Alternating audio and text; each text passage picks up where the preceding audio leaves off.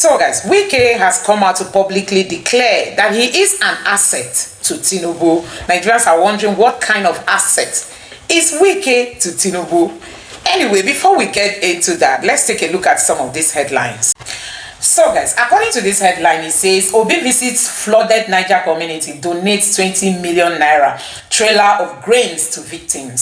So guys, we know that Mr. Peter Obi has always, shown empathy to Nigerians who are in distress. We saw this in Bayelsa State, we saw it in Benue State, even while he was the governor of Anambra State. He always visited communities that were, having this flood challenge. And this time around, it happened in Niger State that led to the loss of almost 200 persons. Peter Obi has gone there himself, to see things for himself, and he has also donated 20 million naira and a trailer of grain. So guys, we must applaud this man because he has always been there showing empathy to Nigerians and those who are having challenges. You can imagine this kind of disaster in the midst of hunger, and it led to the loss of lives. And consider if those people who are breadwinners of their families. You know what that means at such a time. And Peter Obi has shown that he's really a leader, a man who really wants to see Nigeria succeed. So guys, he has really been applauded for this move, and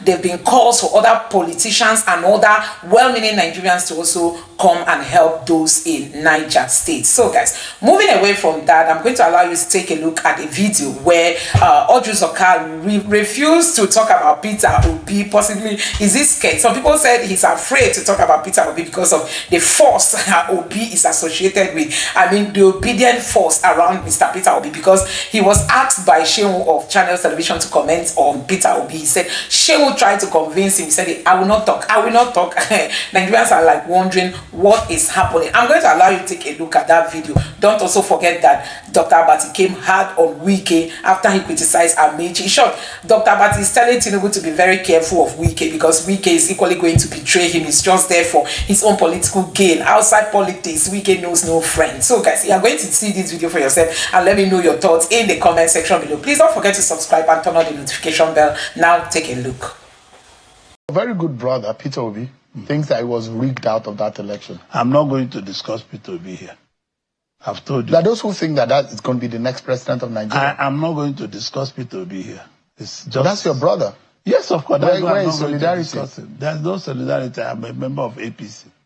Any day I join Labour Party, I will have solidarity. I'm not going to discuss Peter Obi here. You don't think Peter Obi is going to be... I don't want to discuss Peter Obi. Why? Because I don't want to do that. There's no problem. You think he's a big force in the No, Southeast? I don't want to discuss Peter Obi in any kind.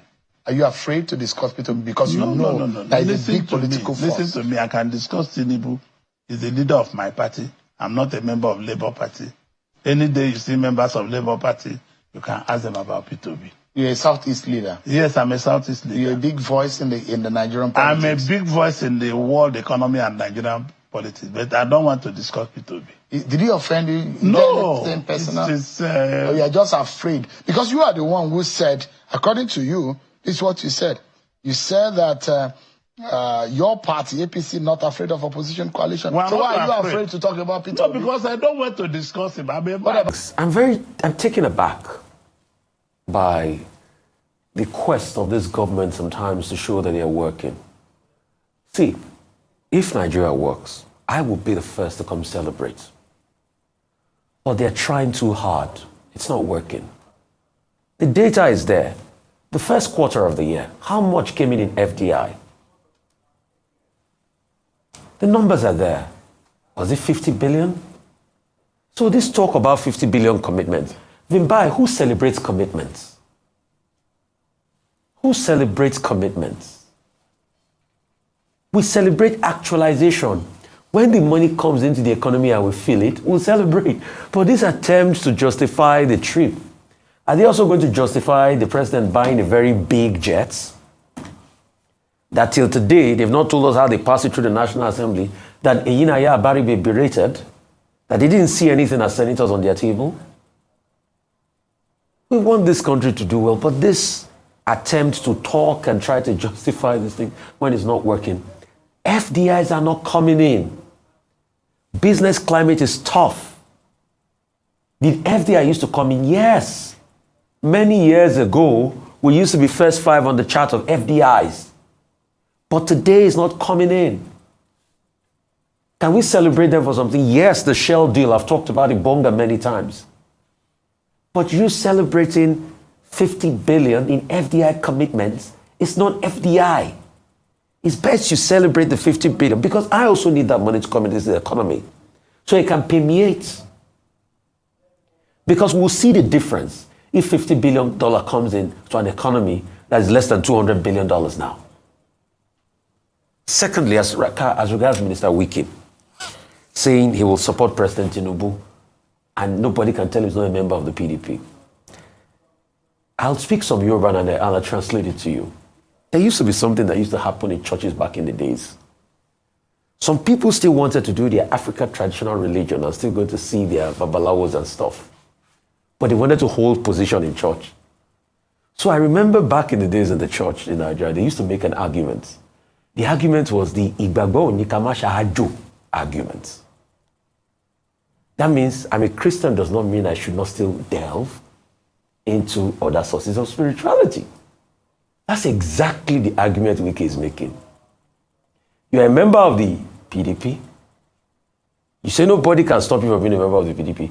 But you say you will support a presidential candidate of an opposition party. You are a clear case of Igbagbo Nikamasha Hajo.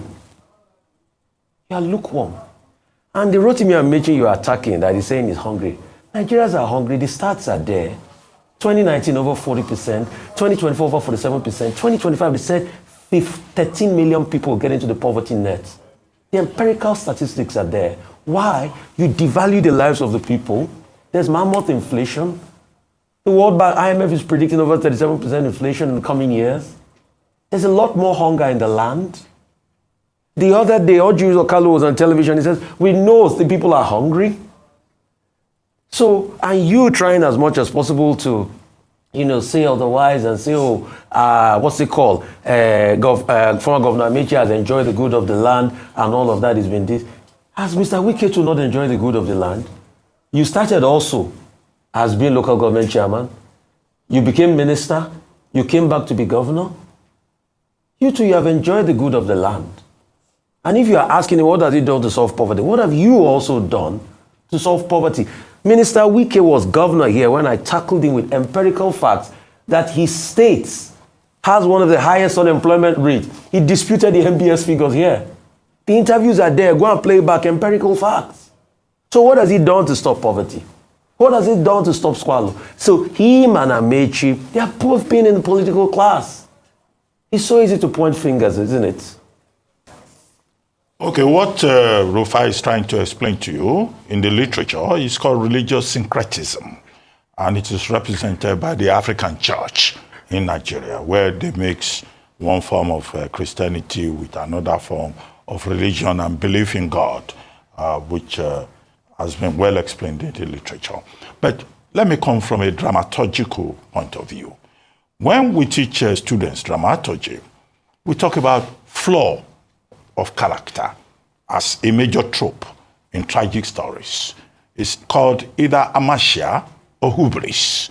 I think what we're dealing with regard to Nyesom Wike is hubris. Hubris, which relates to his own character. Now, let me start with Rotimi Amechi.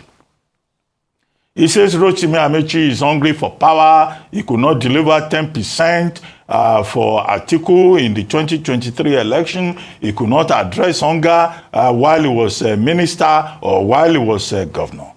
Now, there's a basic principle in human relationships about your relationship with your bosses.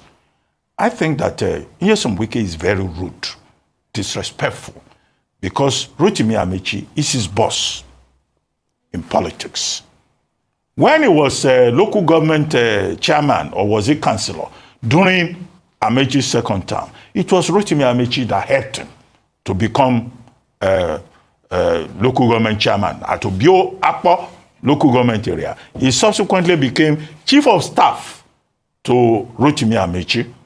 It was Rotimi Amechi that recommended him to become Minister of State for Education in Abuja. So he talks this carelessly about his former boss. I think it's disrespectful. I think it speaks to his character. Number two, this same Nyesom Wike still talking about this hubris. The theory is this, people can double check it. Has also abused Peter Odili, Sir Peter Odili, an elder statesman. He has said publicly that Peter Odili does not qualify to be an elder. This is the same man that he was taken to by Mama Peace, Dr. Patience Jonathan, to help him to become governor. There is no name he has not called Dr. Peter Odili and his wife. He even referred to him as one man and his wife as one woman. This is a statement about character. This same Nyesom Wike says he's fighting for President Jonathan, and that there's nobody in PDP that can stop him, not even Chief Olabode George, whom we refer to as a ground rent debtor. So who will Nyesom Wike not insult? Senator John Mbata, who was his godfather at a point, he insulted him too. And he has shown signal that he's also going to insult President Bola Ahmed Tinubu. In that interview, he pointed out that if he had known that President Tinubu was going to declare a state of emergency in Rivers, he would have offered a different kind of advice. That's already a signal to President Tinubu to know that this man you are dealing with is only interested in his own interest, permanent interest, not permanent friends. And so President Tinubu should beware, because tomorrow he will abuse this same President Tinubu.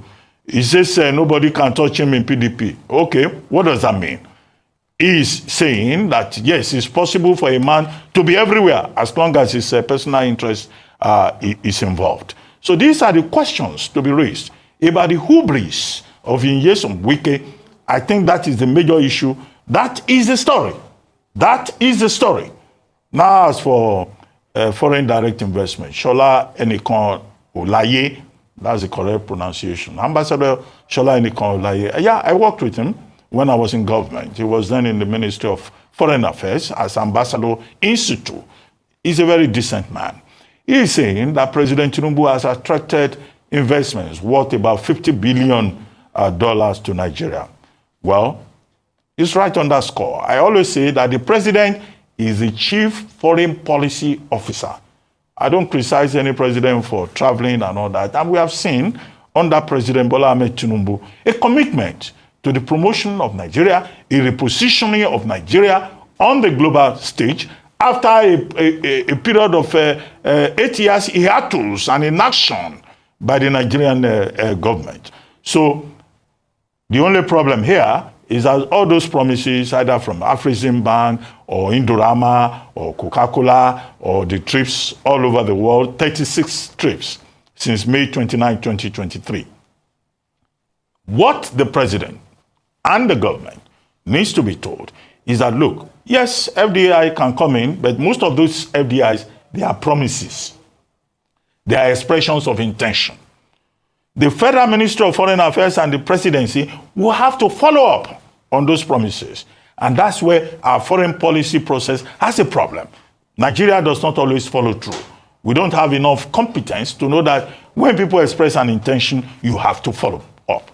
The second point in that regard is that, look, the biggest challenge for this administration and for the president personally is to encourage local investment. It's not about foreign direct investment, most of them portfolio investments. It's to support companies like Dangote Refinery, Seplat, which other person is doing something here, Boa Cement Group, all these local companies, they should be encouraged to invest more. Even the banks, Fidelity, UBA, Union Bank, these are the people, because it's only Nigerians that can move this country forward if they are given the enabling environment and they get the required support from government. So while it is good on the foreign side to say, yes, President Tinubu has repositioned Nigeria globally, has helped Nigeria to gain a voice in critical areas, President Tinubu also has a commitment to support local investment and make sure that local entrepreneurs, the private sector, that they thrive. Those are the issues in my view. As for what was that other story you brought up about the ports and all that. Well, of course, we've been on that issue perennially. Nigerian Ports Authority is always having issues, but call up trucks and all that. They've tried all kinds of ideas, creating problems for people who live in their Papa area as a result of government inaction, as a result of the failure of successive administrations, to solve a problem. And we have been saying, look, this port system in Nigeria, we can overhaul it. We can expand it. We have other ports whose drafts need to be further dredged and deepened so that the concentration is not just in Apapa. But nobody has done it. Maybe that's another assignment for President Tinubu, as he uses this period of visit to Lagos to reflect on the challenges at second term. And I go back to the Wike issue. President Tinubu needs friends.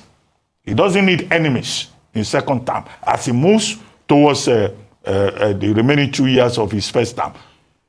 Wike should stop making enemies for him. President Tinubu should focus on making enemies because Wike is a disclosed agent of a disclosed principal. Anything he says, antagonizing people either in Abuja or in Rivers, he will be making enemies for President Tinubu. That's not the job of an agent of a disclosed principal. All right, so I'll pick up with the disclosure that the president's trips, so over 30 of them, international trips, have yielded about $50 billion worth of commitments of investment for FDI. Now, this is laudable because, of course, we know that the president's trips have been largely to try and promote Nigeria, not just from a branding perspective, but, of course, to attract investment.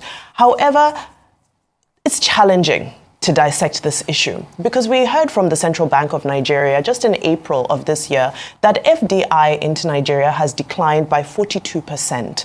That's in the most recent assessment of those statistics. So in the process of getting these commitments, one now questions what is the follow-through to finalize these commitments so that they can actualize. 24 months into term, and there are no ambassadors appointed to any of Nigeria's embassies.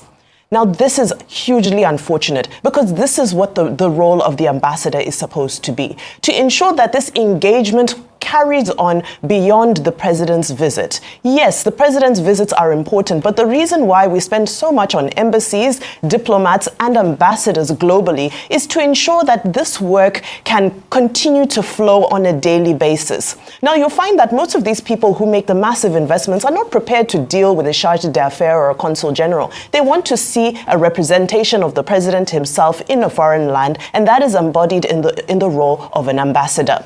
I'll give you an example of some successful economic diplomacy that has happened across Africa. Rwanda, for example, Rwanda's ambassadors actively engage and invest in Rwanda. And this has yielded countless, not just commitments for investment, but it has followed through specifically in London, Washington, and Beijing. Ethiopia's diplomatic economics has yielded investment for Ethiopia's industrial zone. They've established the Hujian shoe factory thanks to the success of diplomatic engagement at the ambassadorial level. Lastly, Kenya. We know that Kenya built a $3.5 billion standard gauge rail, and this is all thanks to the Kenyan embassy's work in Beijing. I bring all these examples just to be able to exemplify the fact that the president cannot do it alone. He cannot tour the entire world and meet with all the potential investors, secure those investments, go through the bureaucracy of trying to take those investments from initiation to execution and all that happens beyond that. It's simply impossible, and that's why embassies exist. So this is a new record because under President Buhari, it took him 20 months to appoint ambassadors. So a new record has been made because we've now reached 24 months and we're not seeing any real sign. Well, there were some rumors that circulated, but we don't work on rumors. We are still waiting for ambassadors to be appointed. Very quickly on the Minister of FCT's media parley, He referred to Rotimi Amechi's birthday celebration. And for me, the biggest takeaway from that birthday celebration were the statements made by Senator Seriake Dixon, who said that he is aware of coalition creators, conspirators, people who have become professionals in creating coalitions and creating the conspiracies around them. And I think this is very apt, because when we look at some of the dialogue that's happening, whether it be between the ruling party, the government, and the coalition and opposition, it's such an elitist jabs, personal jabs. All they're doing is flaunting their dirty laundry to us in public, but nobody is dealing with the issues that affect the common man. So we ask ourselves, what exactly is going on here? And it does begin to look like a conspiracy in itself, a conspiracy to grab power from all that be. On one side, it's a conspiracy to stay in power at all costs. The other side is a conspiracy to grab power. And in all of this, we're not getting any solutions about how Nigeria will be moved forward. It happens in Nigeria. And we're all Nigerians. And we are brothers and sisters. And we must. And by extension, everybody knows that I speak about Niger State probably every month. It's one state I still maintain and believe that can help to change Nigeria. What affects any state in Nigeria affects the entire country. And we should always come together as a family, especially when it involves losing lives, families being affected, like it's happened here. I've served and I know what it is for a state when this type of thing happens. There's nobody who can say there will never be flood. There will be. It's how we manage it. And if we're able to utilize our facility land effectively by ensuring that what brings the reoccurring is prevented, working in different sites and everything, we can lessen the effect. This disaster is a national catastrophe that happened not only to Niger State but Nigeria. Niger State alone cannot handle this issue. We need both international and national assistance for us to address the immediate needs of this episode. And going forward, to avoid the reoccurrence, it is not only in that area alone. Your Excellency and your team, we thank you for coming. God will take care of you wherever you go. We appreciate all what you have been doing and your contribution, not only to Niger State, but to the country. Our own son of the soil, Senator Sabi, we thank him. He's always identified with us. And that, he said and gave direction that we should offer to you for honorable delivery to the victims of the flood 300 bags of 50 kg of rice, 150 bags 50 kg of maize, and 150 bags of millet for delivery to the victims. You continue to pray for the deceased while also thanking God and seeking quick recovery for the injured. Moko as a community is our closest neighbor because we are from Kainji. And by the time whatever happened to Kainji happens to Mokwa, and whatever happens to Mokwa happens to Kainji. So we have no any other thing than to pray for them and to wish them well. In regard to the aspect of the items we brought, it is just a widow's mind because we felt as a temporary measure to just help them cushion the effect of this destabilization they have. It's just those little amount of things we brought. We just brought 300 bags of 50 kg of rice, and 150 bags of maize, and 150 bags of millet. That's 1 trailer load of food items to really help them cushion the effect till when the major intervention from the federal government will come. Presidential candidate of the Labour Party in the 2023 election, Mr. Peter Obi, paid a visit to Niger State in the aftermath of the flooding, the Mokwa flooding. We understand that the death tolls nearing 200 or even more than that as at this moment. And Mr. Peter Obi characteristically visited with some members and leaders in his party, and it was good to see him, of course, condoling the people and also making a donation yesterday in Niger State. So there you have it, the presidential candidate of Labour Party visiting yet again. So perhaps it's a call to other Nigerians to support. He donated 20 million naira, I should say, and the Niger state government has also put out a tweet and put out account number trying to raise funds for the humanitarian situation, particularly for the people affected. Again, I know there are different sides to this argument. Isn't the government able to adequately cater to these needs? But in situations such as this one, all of the help you can get is certainly welcome, right? I know the federal government had said, let's give, is it 6,000 or 60,000 bags of rice? The primary healthcare development agency set up at these centers. But those who are in need are still saying, well, we don't have all of the help, at least the basic that we need. So it's good to see Mr. Peter Obi paying a visit to Niger State. I know that a lot of people have also read political meanings to it, but I think this is something he's done consistently in other parts of the country. Is it Plateau? I know there was some controversy when he wanted to visit Benue at some point, but hey, it's a call to action for other Nigerians as well. And to the government also, we should not wait for events like this to happen. We can plan ahead, better disaster management, early warning systems, and to the people as well, guys. And we have the first user. Jeffrey, you have the first. No, you can go ahead, Bukola. There's Mr. Bishop who's speaking this morning, and he's, well, if you like, he's through projecting what would happen under a different leadership. And he says to Mr. Obi, under your leadership, all this mess up and down would be no more. That's coming from Mr. Bishop.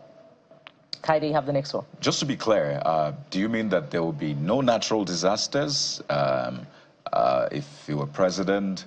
Do you mean that there will be better preparedness in that sense? Again, there's the federal and the state layers. So it's important to properly contextualize these things.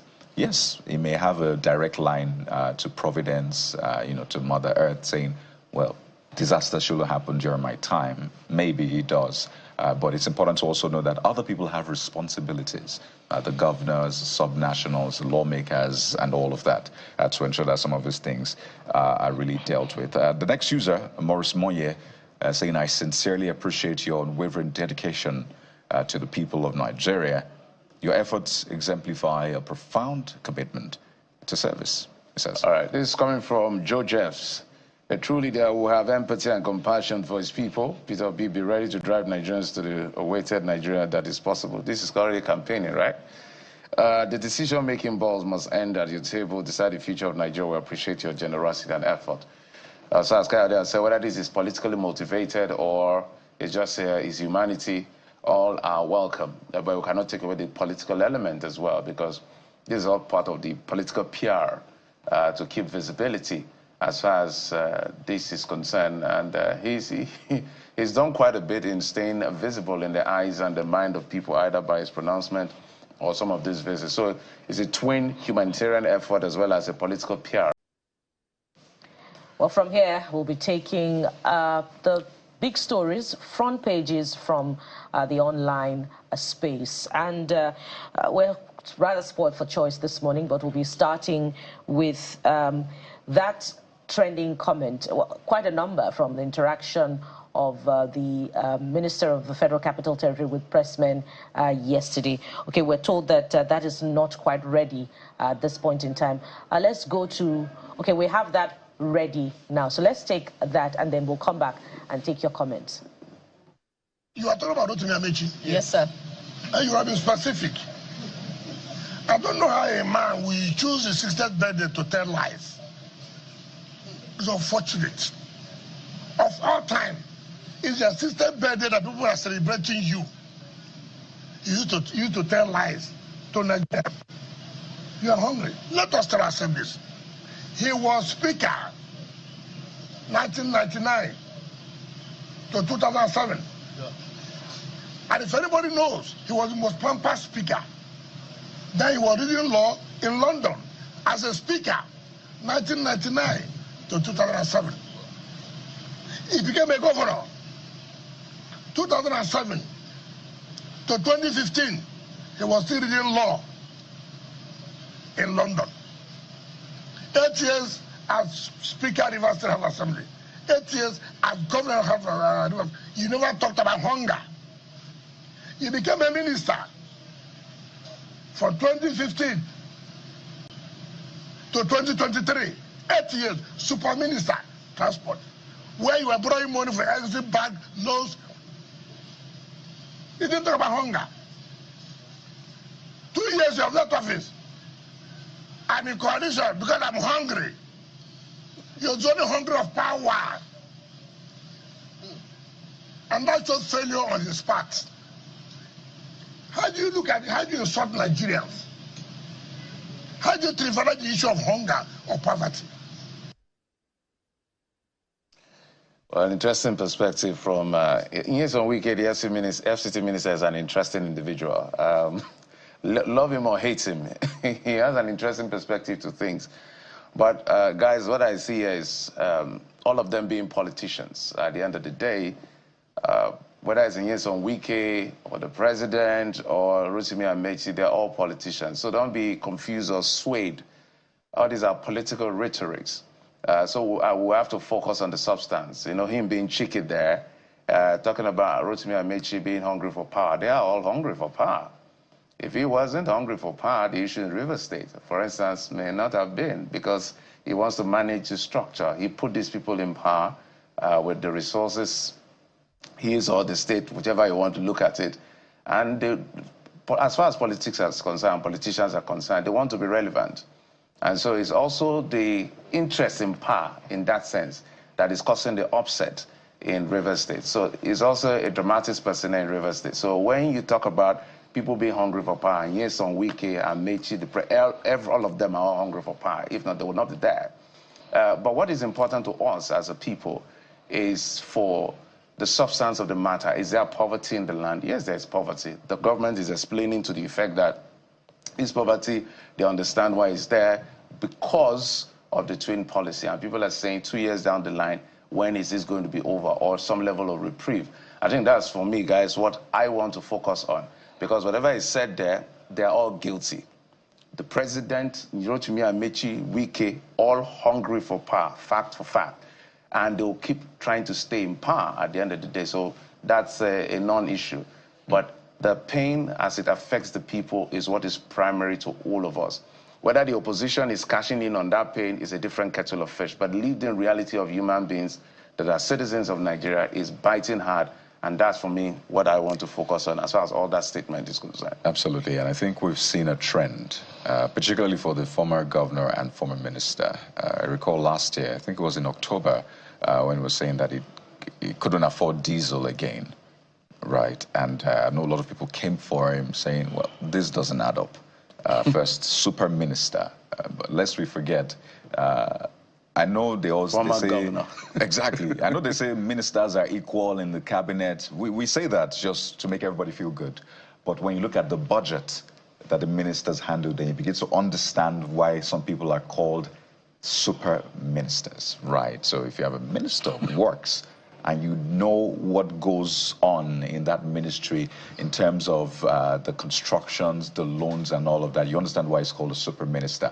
Then former governor of oil-rich River State, to have said that, so that caused quite a stir last year.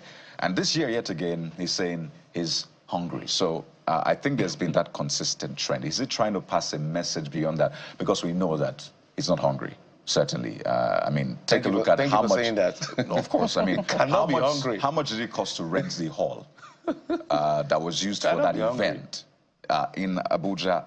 It cost millions of naira. So a hungry person wouldn't rent that hall. Even if they gave him the money, if you're a hungry person and someone is giving you 10 million to rent a hall, you say, I don't need to rent a hall.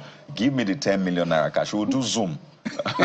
For that book launch. So perhaps it's trying to pass another message. On the one hand, is it trying to solidarize with other Nigerians and say, well, I feel your pain, I feel the hunger, so I am hungry like you, even though I am not hungry in that sense. So there are lots of layers to peel off this one. But clearly, as Jeffrey has said, politicians are hungry for one thing mostly. It is power influence. I think steadily. I Jeffrey here. Jeffrey has defined, you know, the heart of the conversation, which is Minister Nyesom Wike's honesty, and also called him out for also being hungry for power. If he were not, how do you define the situation in River State? And we all know that he has clearly identified himself as the protagonist, or if you like, antagonist in that situation. He's the one calling the shots. He's the one giving the conditions for peace in River State. And, not just River State, if he's not hungry for power as well, how has he called the shots or held the PDP by the jugular since the 2023 elections? So it just pretty much tells us that, our politicking is not a politics of ideas, but a politics of power grab, a politics that protects the bourgeoisie in the society, a politics of snatch it first and then let the opposing party go and cry in the courts later on. People are dying in Niger State. There is no superior argument from the politicians about the environmental challenge. There is education crisis. There's no superior argument about to improve the lot of students and pupils in school. No superior ideas from the electorate. So it just speaks to the need for the people to be more informed and to also be a part of the process. We're looking forward to reading from you on these as well, but we'll move on to another. And this time around, we're going to Niger State, of course, a consequence of politicking, whether you like it or not. Is it good or bad politicking? But what exactly is happening there? Coyote, you have it. Oh, yes. The federal government of Nigeria, Niger State government, all other Nigerian governors, and Nigerian people, the tragedy about this, our country, Nigeria, is the fact to know, say, there is nothing where they teach us lesson to fit prepare to take our life seriously. That is the thing where they shock me, because at a point, I don't tire to talk. See, Nigerians, if we not come together and fix leadership, government for this country, all of us just they wait for the day when Nigeria go happen to anybody. Una they see the story of this flood where happened for Niger State, for Mokwa area, where now they don't say at least body where they don't recover is more than 150. And the water never recede, finish, they never enter inside. According to Al Jazeera News yesterday, the death toll go there more than 200 people where don't die from that flood. Natural disaster, they happen everywhere. But the problem be say, what exactly as a government we they do to prepare ourselves for this kind of disasters? What exactly government of Nigeria they use money they do? Una remember just last year, when I do this video, when they talk about the Borno State flood where happened, where they say dam break, just how many days after Secretary of the State, they go give a report, say there is nothing wrong with the dam. As they did this, meanwhile the dikes where they hold the dam, all of them don't weak. Before they know the team boss, they said the zoo for Borno State safe open, reptiles, they throw bread for people like this, so that more than how many 100 people we don't die. It not teach anybody lesson to prepare for the next one. No. Another one don't happen for Niger State. And guess what? This will not be the last. So, because between the time where it happened for Borno and this one, other flood don't happen. For Kwara, for some other state, flood don't happen. No. Nothing they teach anybody lesson to take precaution. Climate change they come. Sea levels are rising. We are not preparing dams. How to strengthen our infrastructure to be able to handle this kind of disasters. In just one incident, more than 200 human beings killed. And everybody go move on. We will wait for the next natural disaster again. And according to Al Jazeera, the people were there for 4 days since the flood happened, help and assistance never reached them. They did that, they sleep for open ground. People, they sleep for houses where they already bend, one collapse because they don't get where to go to. The number of internally displaced people in Nigeria continue to pile and increase. Yet, there is no urgency. There is no sense of urgency on the part of government. We go wait again. Another flood go happen. More people go die. How about Nigeria who do us this kind of thing? Now when all of us want come to the realization, say we must come together and fix government and fix INEC. Because without that INEC, my dear people, May the souls of the victims rest in peace. May their families be comforted. I don't know how that they pray this kind of prayer for people where they, because this one where they so not be prayer they need. They need all the help and assistance that they can get. But unfortunately, as bad as this tragedy is, it will not be the last. That is the Nigeria situation. There is no worst case scenario. Because things are this bad does not mean it will not get worse. I beg on our Nigerians, waiting we need to do, waiting need to happen to us for us to come together and help ourselves by fixing this failed system of government where all of us be victims of. May God help Nigeria. My name is Peter for Nigeria.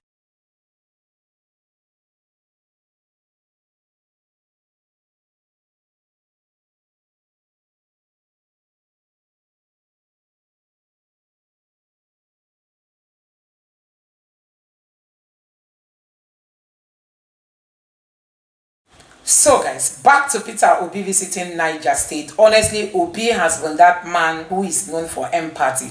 Like Aisha Yusuf once said, one thing he likes about Peter Obi is that empathy in him. And she said that while they were on campaign trail during the 2023 presidential election, that Obi will always come to them and like, is everything okay? Have you eaten? Is everything fine? What is happening? Are you people okay? Hi. Aisha Yusuf was like, God, the concern he shows for people is something else. So you can imagine if that person becomes your president. Even if Nigerians are suffering, Peter Obi will position himself in a way that he will suffer with Nigerians. That's one thing. It's not these politicians that Tinubu came to Lagos. Only his convoy will be enough to feed a community. I mean, only will feed a community for 1 year. Tinubu's convoy. I mean, I'm not even talking about the cost of those vehicles. So I'm talking about maybe the cost of bringing those convoy, those vehicles on the road. You know what that means? They must have serviced them. They must have put fuel. They must have done this, done that for Tinubu to visit Lagos. So Peter Obi remains a man of empathy, and that's why Nigerians are really applauding him, you know, for taking this move. Now, let me just read further on this website that carried this news, just for you to understand what happened. Now, it says Peter Obi, presidential candidate of the Labour Party in the 2023 election, has donated the sum of 20 million naira to the flooded victims of Mokwa local government area in Niger State. It reads further. At least 153 people died in the flood, which also destroyed homes and displaced thousands of residents in the Mokwa local government area of the state. During his visit on Monday, Mr. Peter Obi said the fund was to support the injured victims and bereaved families of the deceased, to cushion the effect of the hardship on them. He also announced the donation of 1 trailer load of food items comprising rice, maize, millet, to cushion the effect of the disaster on the victims. That's Peter Obi for you. He doesn't want to eat alone. This is a private citizen. This is somebody who pays his tax. These politicians, do you think they pay taxes? I don't think, because I saw someone who came, was it on Channels Television, saying that many politicians don't pay taxes. And that is why we don't have enough. We don't generate much. Now you can imagine if these politicians are really paying taxes, and if they're able to capture more people to pay taxes, that Nigeria will be making much. But the question remains, even if we make much, the much we are making now, where is it? We're told that EFCC recovered 900 and something billion dollars. Where is the money? Why Tinubu went to borrow 20-something billion dollars? Where is the money that EFCC? So some people have termed it recover to reload. You know, that's what we are seeing now in Nigeria. Recover to reload. Now I'll read further, and it says, while expressing empathy to the Niger State government over the loss of lives and properties to the flood, Mr. Obi reiterated his call for international and national support to ameliorate the suffering of Nigerians. I pray for the repose of the souls and the departed victims, and for God to grant their families the fortune to bear the irreplaceable loss, he said. Receiving Mr. Obi, the Deputy Governor of Niger, Yakubu Garba, appreciated the opposition leader for his kindness and support. Mr. Garba, who represented Governor Mohamed Muraru Bago, said the Labour Party presidential candidate has always supported victims of natural disaster. We commend Peter Obi. It reads further. Just a moment. We commend Mr. Peter Obi for his show of kindness and love for humanity, especially in support of victims of recent natural disaster, he said. You see, these politicians, they notice that Peter Obi has always been there helping people. And it reads further. The devastation came after the Nigerian Meteorological Agency had warned of possible flash floods in 15 states of the country, including the troubled Niger state. So they actually warned them that flood is coming, but possibly they didn't take any precaution, and the flood came and swept away homes and, livelihoods and so many things. Properties of people were all damaged. Earlier, the wife of Niger State Governor Fatima Umura Bago has visited the victims of Mukwa flood. During her visit, she announced a personal donation of 50 million on behalf of herself and her family to support the affected communities. I think this flood would have been prevented. It's not going to donate after it has happened, because guess what? 50 million, I don't think it's going to serve much to these people. So guys, I don't know what you think of this. Let me know your thoughts, and what do you think about Peter Obi always being there, showing kindness, empathy to Nigerians, unlike our political leaders who hear that people have died in Benue State. It means nothing. Like this morning, they said close to 100 people have been died in Benue State, and it's not making the headlines. Nobody's talking about it. The media houses are silent. The Tinubu's government is silent. Nobody is talking about it. The lives of Nigerians mean nothing to these people. The worth of human life in Nigeria is zero. I mean zero. They don't attach any importance to that. And that's why these Fulani headsmen, they feel they can just come in, do whatever, and run away, and they can never be caught. And that's why all these things continue. Anyway, guys, let me know what you think about this in the comment section below. Please don't forget to subscribe to the channel, turn on the notification bell. Please give this video a like so that YouTube can recommend it to others, and drop your thoughts in the comment section below. Thank you.